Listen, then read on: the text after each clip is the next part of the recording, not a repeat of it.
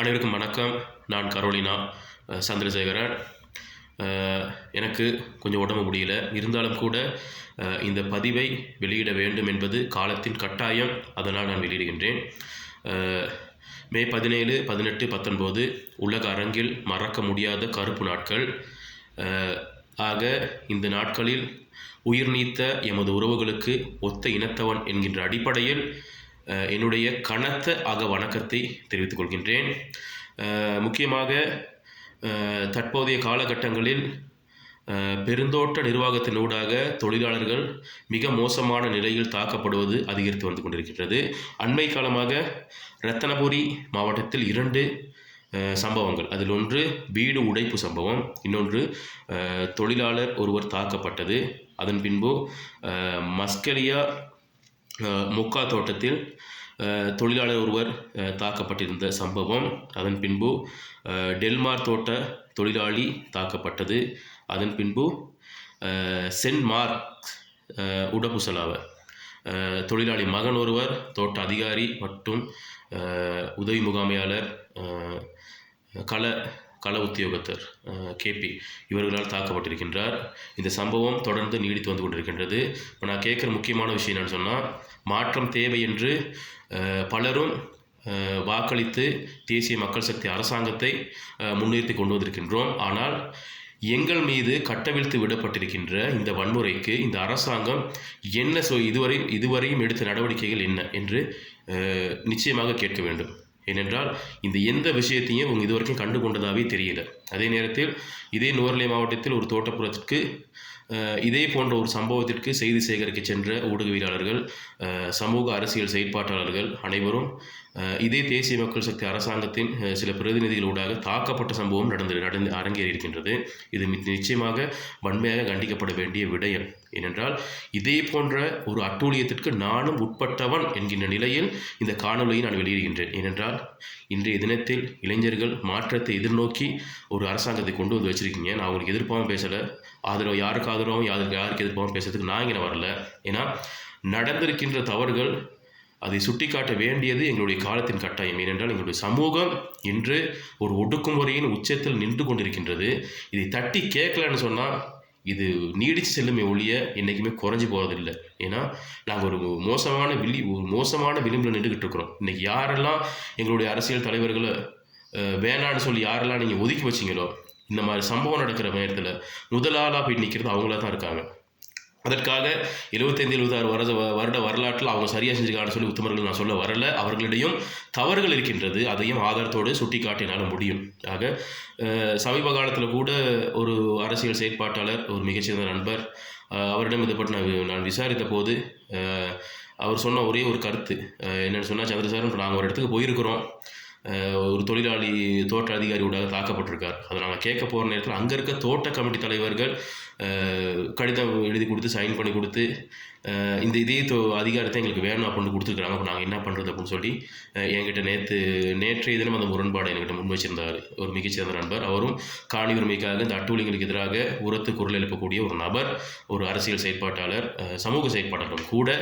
ஆக இதில் நடக்கிற விஷயம் இதாக தான் இருக்குது. ஏன்னா தோட்ட கமிட்டி தலைவர்கள் அப்படின்னு சொல்கிற பலர் நிச்சயமாக அவங்க என்ன பண்ணுறாங்கன்னு சொன்னால், மக்களுக்கு வேலை செய்யணுன்னு சொல்லி சந்தாவை வாங்கிட்டு இவங்க பண்ணுற முக்கியமான வேலைகள் தோட்ட அதிகாரிமார்களுக்கு வால் பிடிக்கிறதும் அவர்களுக்கு துணை நிற்கிறதுமே இவங்களோட வேலையாக செயல்பட்டுக்கிட்டு இருக்கிறானுங்க. தொழிற்சங்கங்கள் கண்டிப்பாக அதை கண்டிங்க. இந்த விஷயத்தை நீங்கள் கண்டிக்கலான்னு சொன்னால் இது நீடிச்சுக்கிட்டு தான் போய்கிட்டு இருக்கும்.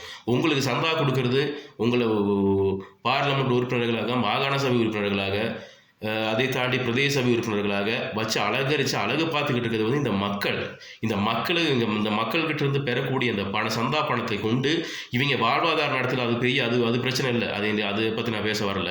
ஆனால் அந்த மக்களுக்கு துரோகம் அளிக்கிறவங்க என்ன பண்ண போறீங்க? நான் ஒட்டுமொத்த மலையகப்புற தோட்டப்புறங்களில் இருக்கிற தொழிற்சங்க தலைவர்களை சொல்ல வரல. 98% தலைவர்கள் இப்படித்தான் இருக்கிறாங்க. ஏன்னா நான் அனுபவிச்சிருக்கேன் இந்த விஷயத்தை.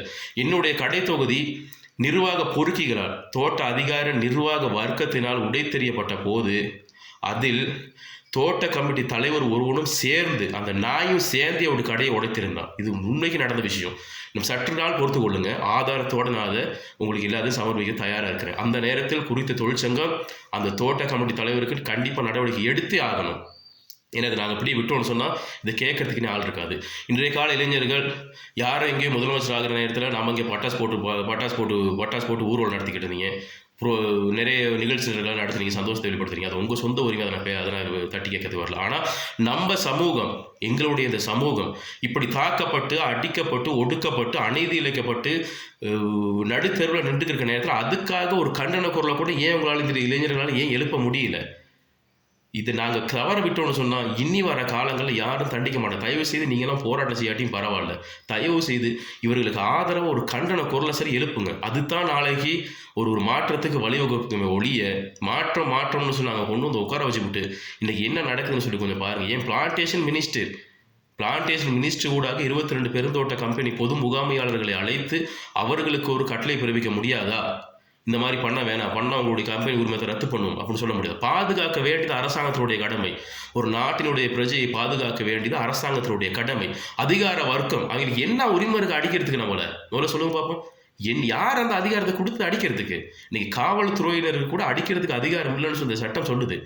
வன்முறைக்கு எதிரான வன்முறை, அதுவும் அஹிம்சையை, இதை எனக்கு சொல்லிக் கொடுத்ததும் ஒரு அரசியல் சமூக செயற்பாட்டாளர்.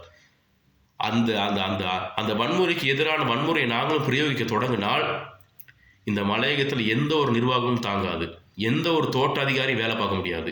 அதை மட்டும் நல்லா நினச்சி கொள்ளுங்க. தோட்ட அதிகார வர்க்கம் உங்களுக்கு நான் பகிரங்கமாக சவால் விடுறேன், என்னால் முடியும். உன்னுடைய அதிகாரத்தை விடுத்து, உன்னுடைய தோட்ட அதிகாரி அப்படிங்கிற அதிகாரத்தை விடுத்து நேருக்குன்னா ஒரு தொழிலாளோட மோத முடியுமா? தூக்கி போட்டு மிதிச்சிருவானுங்க. மிதிக்கிறதுக்கு பெரிய நேரம் போகாது. ஏன்னா உன்னுடைய சட்டம், நீ வச்சுக்கிற அமைப்பு முறை இதெல்லாம் கட்டுப்படுது. அதை வச்சுக்கிட்டு தான் நீங்கள் தாக்கிட்டு இருக்கிற. அது இல்லைன்னு சொல்ல உன்னால் முடியாது. ஒரு காலத்தில் ஒரு கிளர்ச்சி காலத்தில்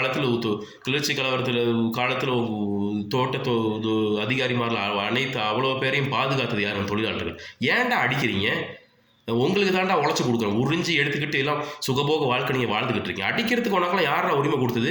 திருப்பி அடிக்க நேரம் போகாது நினச்சிக்க. நான் சொல்கிறேன் பொதுமக்களுக்கு, மக்களே அடி வாங்கிட்டு இருக்க வேணாம். உங்களை அடித்தானா திருப்பி அடி.